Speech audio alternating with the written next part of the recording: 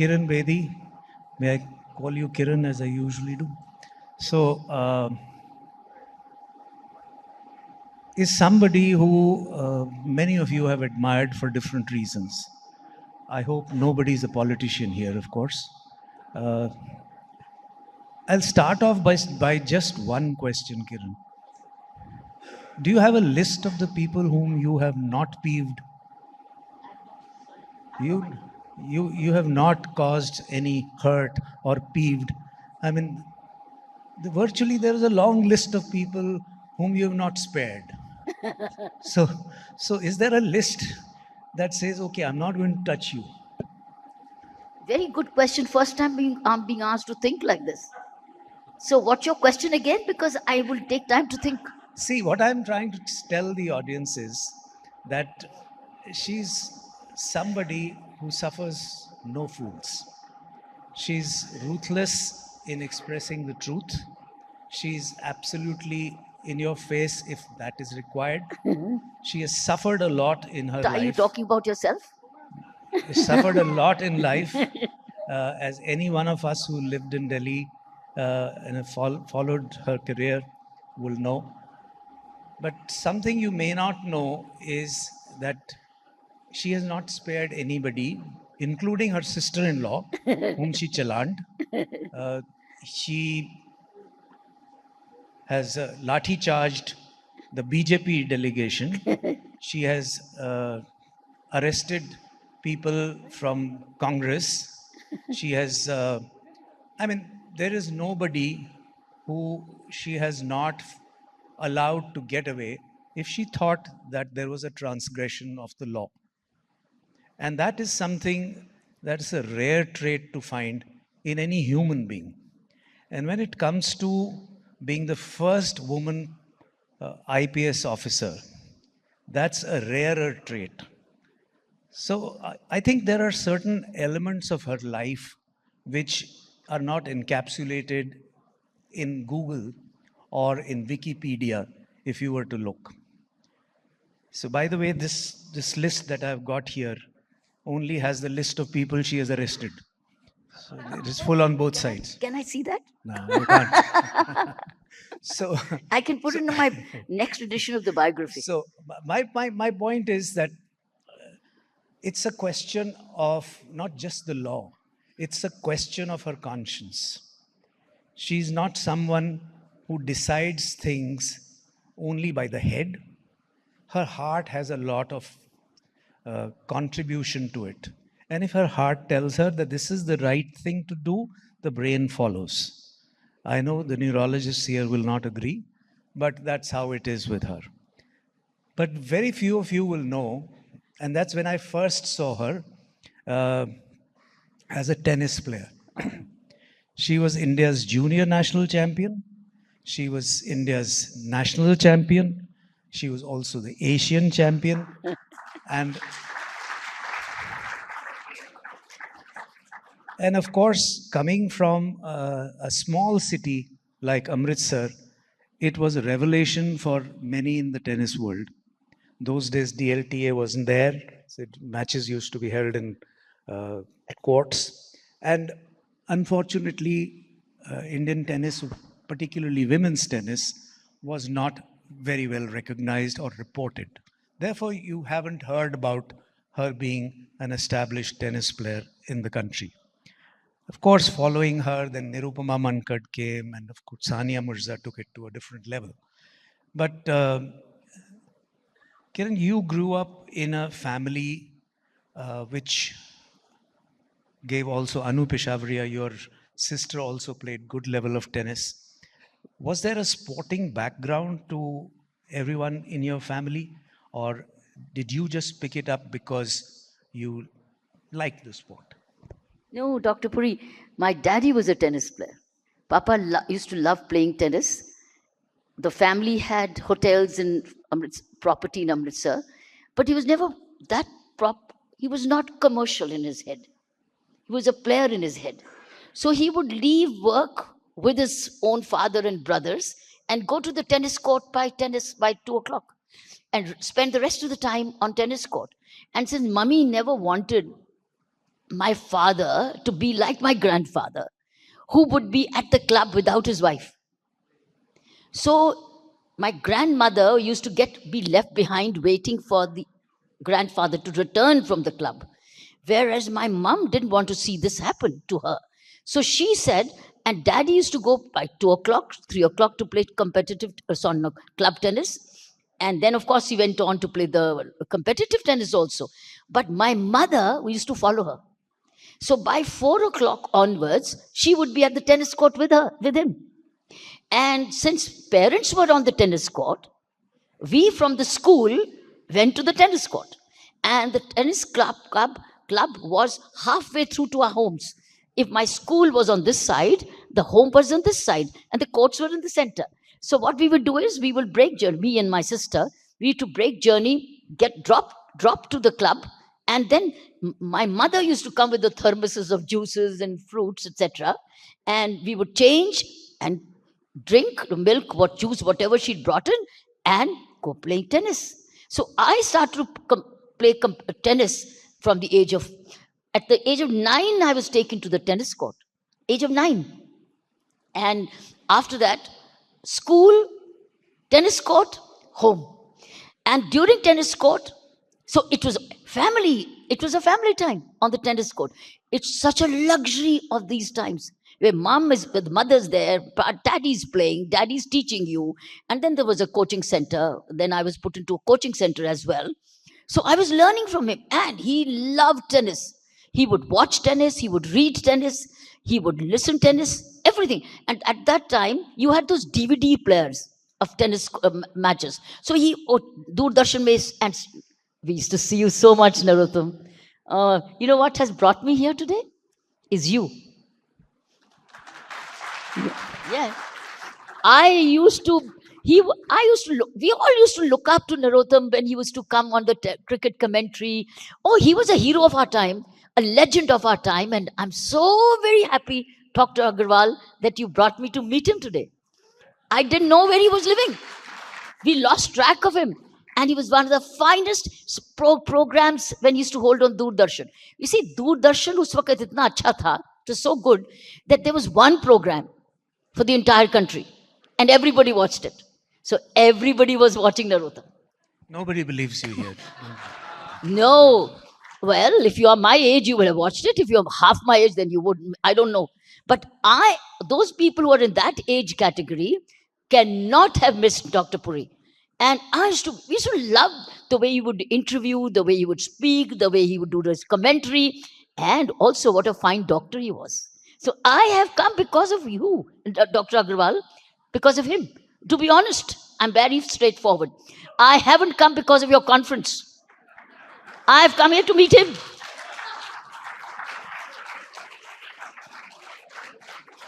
So, and I'm so happy that you co-opted him because he's so much to give. He's such a versatile all-rounder in this country of ours. All-rounder. Has he got a Padma Shri or not yet? Hasn't he got it? Have you got it? Not needed. I'll follow you. But so very good. We got some. These are legends of our country, of our times. Legends and living legends. Thank God, healthy and fit. So I don't have a veil to hide my face in, but the thing is, your career was one part. The other part of it is, which is unknown to most people, is how did you start? Coming from Amritsar, you hear only two names, and that is Bishan Bedi and Dinesh Khanna. Bishan Bedi for cricket and Dinesh Khanna for being the Asian badminton champion. And Bishan, unfortunately, we lost recently. Dinesh, fortunately, is alive. But we didn't hear anything about it because those days, as I said, women's tennis wasn't very well known. Your education, school, college, everything was in Amritsar. And then when you came here to Delhi, you did law. You are, of course, a doctor because you got your PhD from IIT Delhi. And you joined IPS, and I think a lot of people in the government must be very happy that you didn't join IFS because we would be fighting a lot of wars with our, and they and many of them will be very happy you didn't join the IAS because I don't know, the ministers will be hiding under the tables. So great that you joined IPS, but what made you join IPS? I think the way I grew up, to be honest, I loved the medical profession because I found it is the doctors who give you life, who give you health. Because my father got his health back because of a doctor. My daddy had a very near fatal accident when I was just about 6, 7, 8 years old. And that was in Amritsar. Very near. It was I get the scene also when my mother, when he got the message, how she ran running barefooted to go to the Vijay hospital in Amritsar. And we followed our mother saying, Mama, kahan ja rahe ho? Bhag ke. She didn't even have a dupatta on. She just ran. She got a call that daddy's in hospital. And we girls, we were 4 of us. Fourth wasn't born yet. So we ran after her, and it took us to a hospital.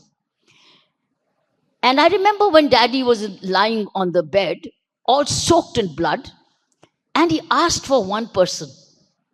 And he says, Dr. Mohanlal ko bula lo. He was his tennis friend. And he says, Dr. Mohanlal ko bula lo. Agar wo aa gaye, to main bach jaunga. And it was a Sunday, friends.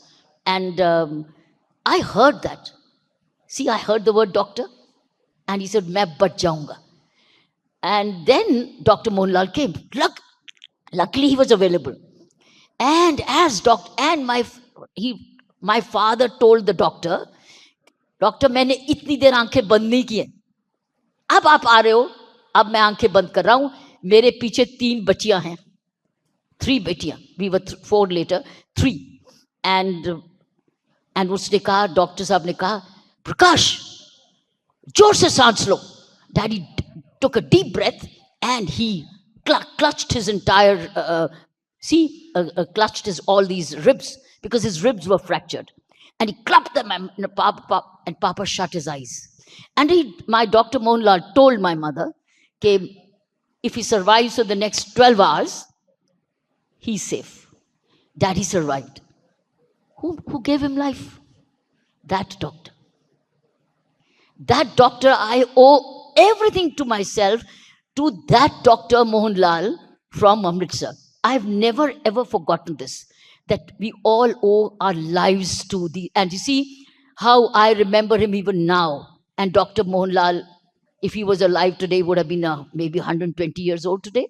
But you see, I every day have him in my gratitude prayer, that I owe whoever I am is to that doctor in whom he trusted. The key was he trusted Dr. Mohanlal. And I said, okay, when I grow up, I'll also be like a doctor. But friends, I was very poor in mathematics. And science did not enter my head. Mathematics didn't enter my head. I became a liberal arts student. I wanted to be in medicine, but I was not as bright as you all are, because you have to be very bright to do medicine. Very bright. So I took up liberal arts, and I was very good in administration, political science, geography, history, psychology. I loved literature. I did honors in English. I loved literature. I couldn't do science. So what happened? But love of liberal arts, NCC, tennis, sports, track suits, uniform at that time, Pathan suit like this, no saris, frocks, tennis shorts. How could I ever change the way? It had to be. It didn't matter whether it was an Amritsar or tier 2 city. My home was just brilliant. My home was all inspirational, sports, reading, positive thinking, inspirational, visionary, because that's what my parents were.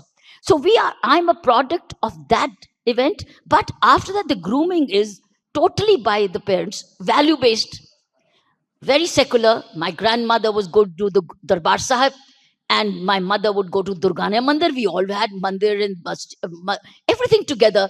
Everything was, I went to a Catholic school. I grew up as God is one. And what matters most is your trustworthiness, your value systems. So, and policing was so attractive to me.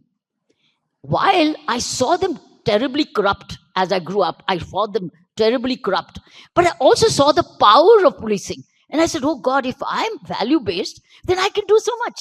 I can be, if not a doctor in white uniform, white coat, I can be a doctor in uniform. And believe me, I have worked as a doctor in khaki. I want to let you know. So that is what attracted me to the profession. That agar ye nahi, to ye to sahi. And due to which, you know what?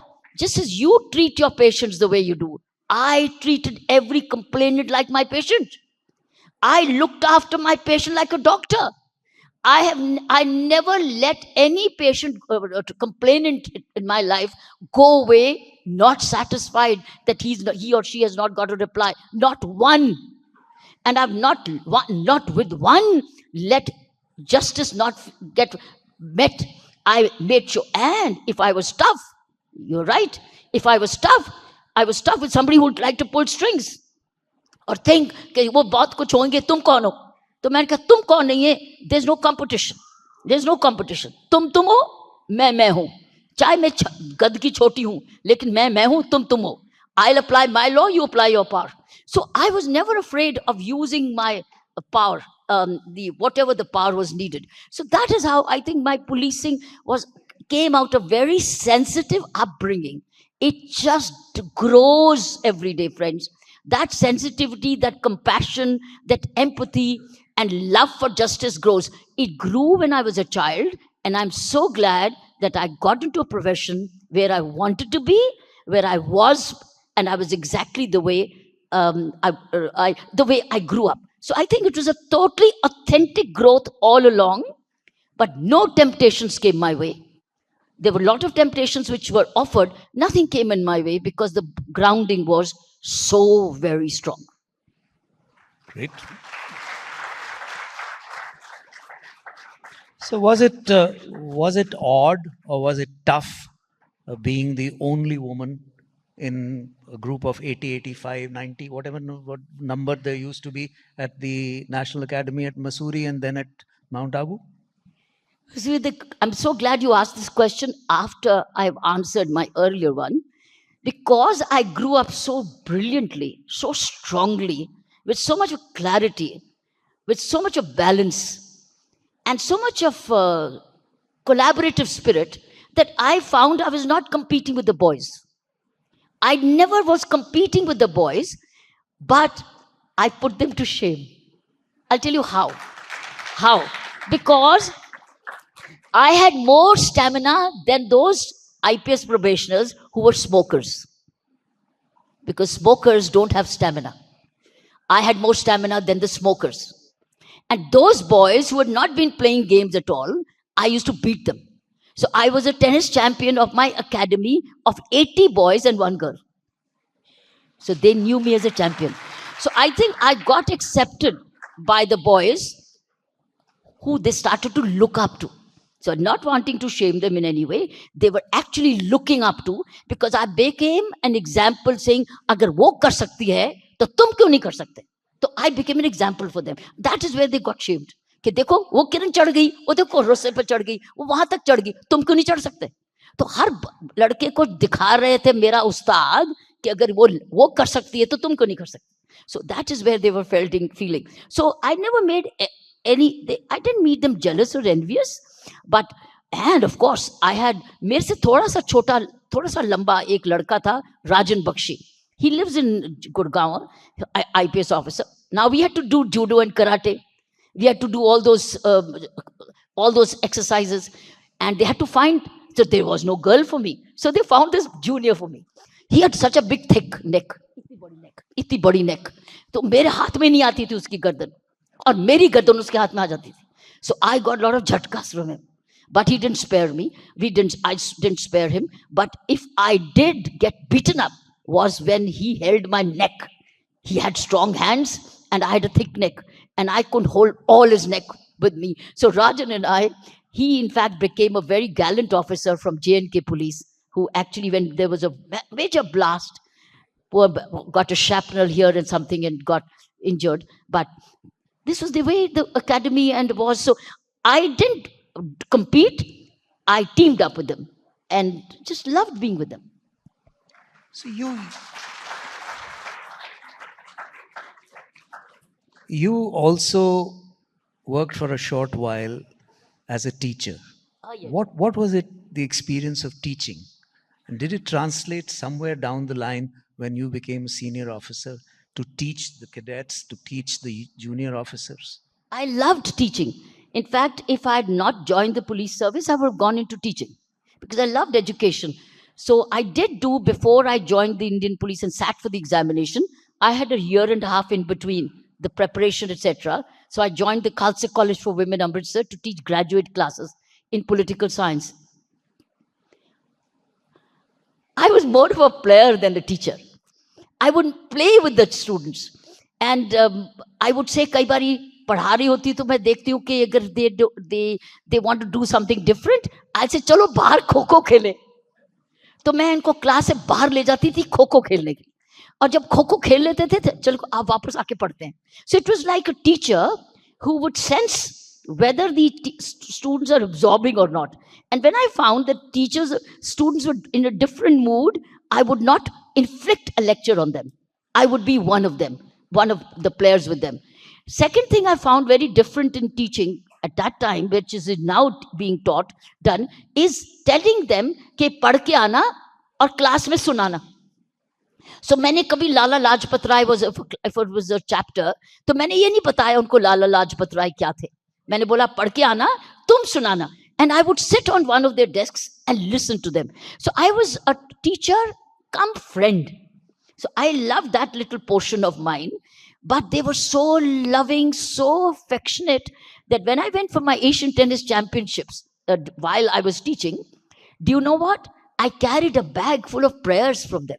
Every one of them said, Madam, jeet ke aana, pratna karte ab jeet ke aana, jeet ke aana. And I carried all that bag with me to my championship. And I know why I won. I won because of their prayers. So I used to love teaching. Had I not made it to the police service, I would have gone to be a teacher.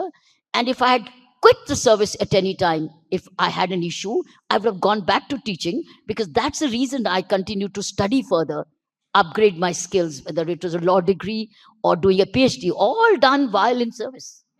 So I was basically a teacher at heart.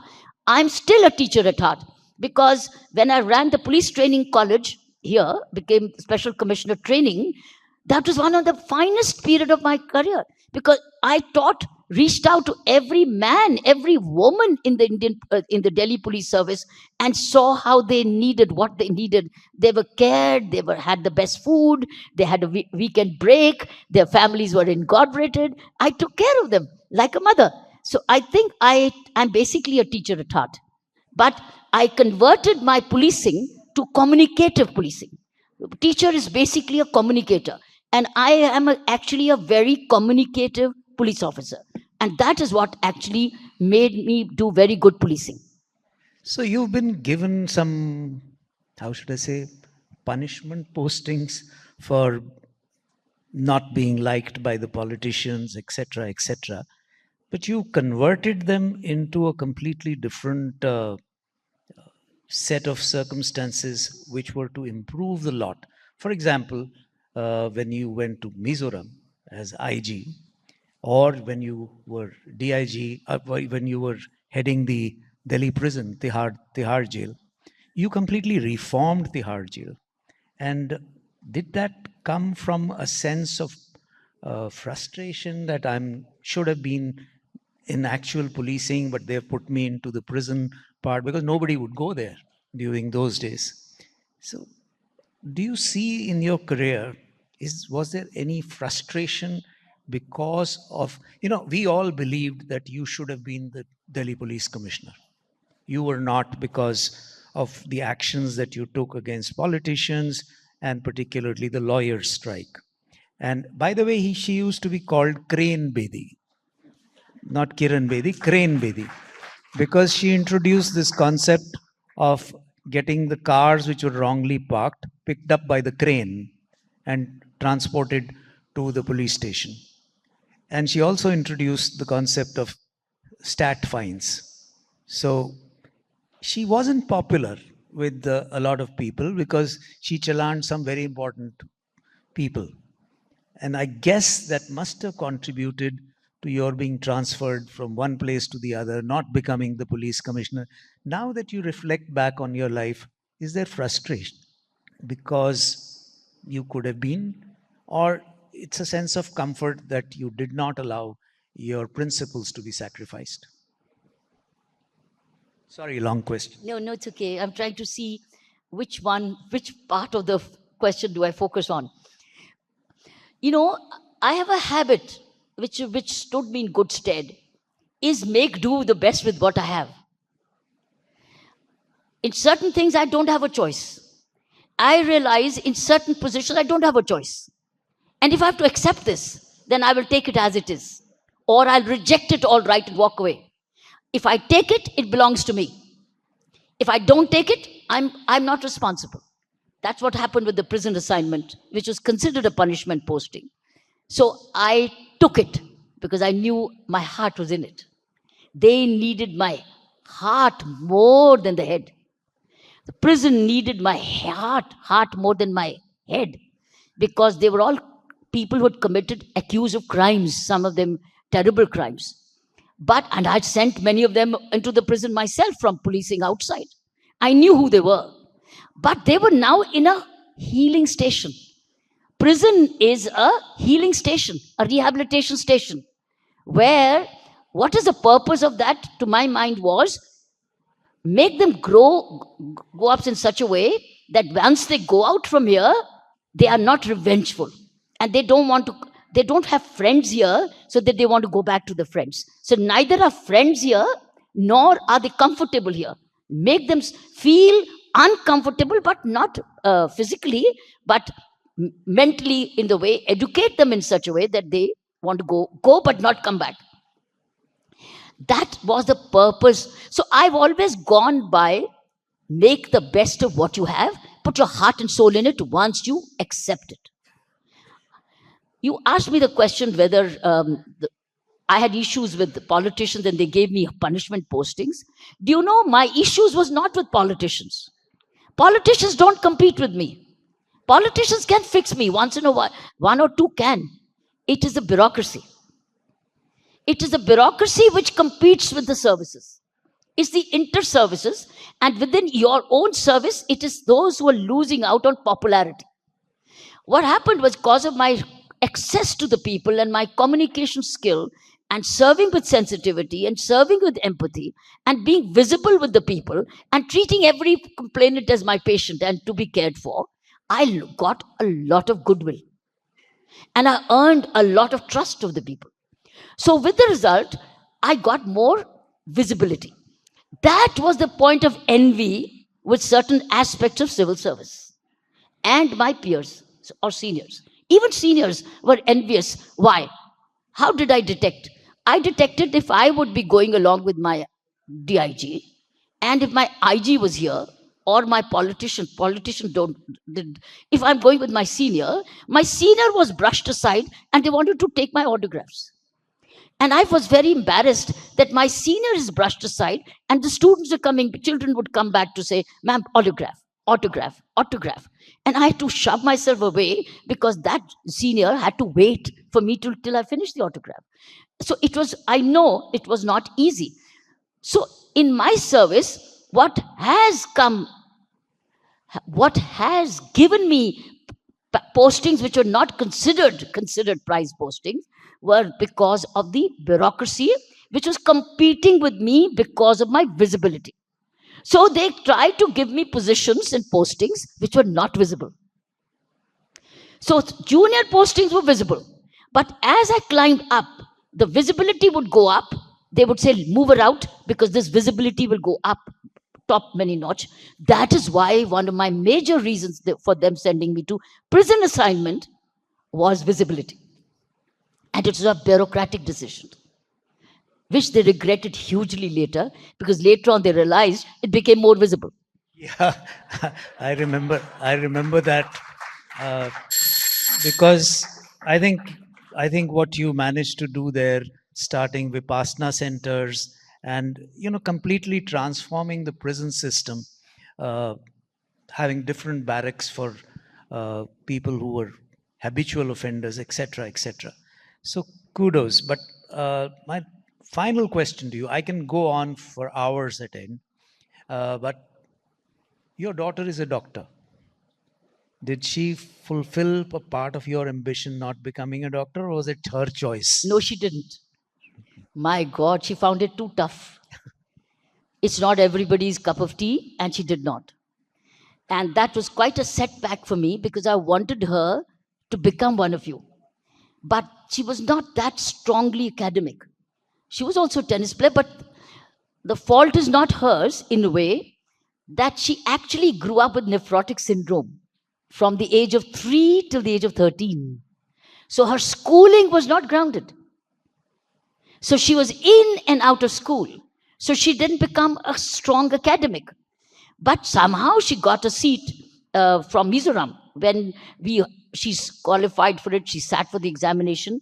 And luckily, Mizoram had about 10 seats, where 3 seats were to go for children of officers who would come from outside.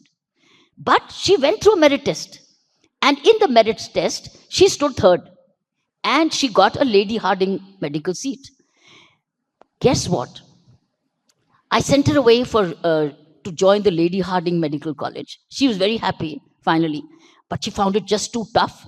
That's another story. But guess what happened in Mizoram? Mizoram went on an agitation. Statewide agitation. Why are non-Mizos getting the medical seats? And there was a statewide agitation, and there was a band against me for my daughter having made it to medical. But I said, she's done it because you had your test. She stood third in the list, and said there were 5 seats or something. I was called by the minister and said, Kiran, by tomorrow, if you do not surrender your daughter's seat, medical seat, they will burn your house.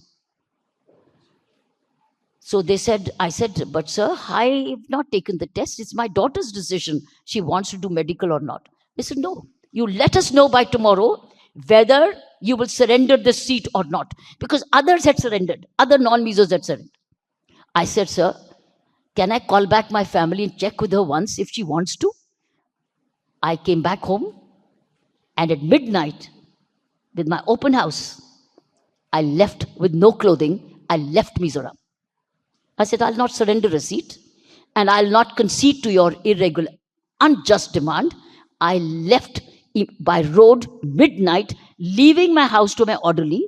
And I said, जो तुमने करना करो, अब मैं यहाँ से जा रही हूँ, क्योंकि ना मैंने घर जलाना है, ना मैंने अपनी बेटी की सीट देनी है, और ना ही मैंने इनजस्टिस की इनकी गलत बात माननी है. मैं जा रही हूँ. तो उनको पता ही नहीं चला. मैंने ऑर्डरली को बोला, कहाँ जा रहे हो? मैं नाइट पेट्रोलिंग के लिए जा रही हूँ. And I drove from Mizoram, Aizawl to Silchar. And by the time I'd left Mizoram, they could not have called me back. Morning, when they realized, the minister called for me, Kiran kahan hai? Where's Dr. Kiran Bedi? I was not doctor then. Kiran, Madam Bedi kahan hai? ढूंढने लगे, कोई नहीं मिला. कहाँ गई? ढूंढते रहे, wireless भी नहीं बोला. So this is how, friends, the agitation got called off. Agitation got called off. And then my house did not get burned. I did not surrender the seat. These Mizos people went up to the Supreme Court to see why should these Mizos and non-Mizos get a seat. Supreme Court didn't even entertain the petition, saying this is India. There's not Mizoram. So friends, this is a little background story. Of course, she did not do the medicine. She went into psychology and other aspects. But these are the background stories. And she did not get proper subjects when she went to a central school in Aizawl. She didn't get all the subjects. She didn't get the teachers. But she got the seat because she qualified in that test. But this is how it is. But I think one lesson learned as a mother for me is that we have no business to force a profession on our children. Best not to do that. And certainly not engineering and medicine. They're very tough. They are very tough, and we have to judge. We have to assess whether our child is ready for this kind of test. Because medical seats, this examination, these books were just too much for her. Just too much for her. And I kept working on her. It was a huge rebellion in the house. So I think one of the biggest challenge I have had faced is being a mother rather than a police officer. Very well said. So, Kiran, you run the Navjyoti Foundation, of which I'm very familiar with, because of which, again, a huge credit came your way. You started a center in a police station, I think Sarai Rohilla, if I remember right, and you started yoga classes for de-addiction, and then now you run an NGO, India Vision Foundation. How, if you look back on your career, which of all these activities has given you the most pleasure and satisfaction? In my life, I've only made an effort to keep adding to my joy. So if you look at my progression, there was always an effort to do everything to add. And my whole professional portfolio kept getting expanded. Friends, if I were to share a lesson of my life, is we all have an opportunity to expand our portfolios. My portfolio became education. My portfolio was my profession. My portfolio was sports. I added writing to it as an author. And while in service, I founded foundations to work for the poor. And drug abuse treatment centers in the police stations, while in service, added to my portfolio because it became a foundation to treat drug addicts. Now, how am I as a police officer to be having drug abuse treatment centers in a police station? Why? Because I wanted to prevent crime. I wanted to treat them before they would get back to another case of rape or thefts or robberies, because drugs leads to that. And those little actions of mine getting consolidated to become foundations. But they added variety to my life. They added volunteerism to my life. When I got the Raman Magsaysay Award in 1994, the India Vision Foundation, it came with an award money. Guess what happened? I founded a second foundation, now on prison reforms, announcing that this award is now dedicated to a birth of a new foundation called India Vision, which works for prisoners' reforms. So, friends, authorship, foundations, volunteerism, education, opening up your professions added so much of variety to my life. And what am I doing now? While I'm doing foundations, I'm reaching out to people. I'm connecting with people. And it's helping you reconnect with the people like you. So I think if we continue as medical professionals, wherever you are, but you keep adding to your portfolio and keep expanding your expanding your day. And I'm telling you, the nature has its own ways of creating energy and time to you. Life becomes rich. I am very rich. I'm exceedingly rich, so many times over. Not richness in the crores I have in the bank, but by the kind of activities I kept adding to my life as solutions to problems which I encountered. Solutions, so that without looking at what's in it for me, without being transactional, everything was transformational. And with the result, life becomes very rich and very, very blessed. So friends, we are all in a wonderful profession. If we all look at what more can I do while I'm around, be of value to others, and continue to enrich. I think not being saying what's in it for me. Will I have a photograph in this? Will I get a Padam Shri for it? Will I get a name for it? Will I get a photograph? No, I'm doing it because this is needed, and I'm in a great position to do it. If you keep doing it, and as you grow, things keep self-driven. They keep running by themselves while you keep adding, and this is all sustainable. So I would think this has been a philosophy of my life. Keep adding to your portfolio. Don't stop where you are. Find out where all can you do. It's like Velour, CMC teaches you working with the villagers when you're small. I have Dr. Cherian as my friend who and I worked, and we worked together. Where is Dr. Cherian? There you are. This young lady. See, he and I are working together for educating prisoners' children. She's adding to her own portfolios. So friends, if you can, this is what my lesson of life is. Don't stick just to where you are. Keep looking at what more can you do. And keep giving. Keep giving and be grateful for what you've been allowed to give. And then keep growing and keep giving. Growing and giving. This has been my profession and my philosophy of life. Keep growing and keep giving and remain grateful.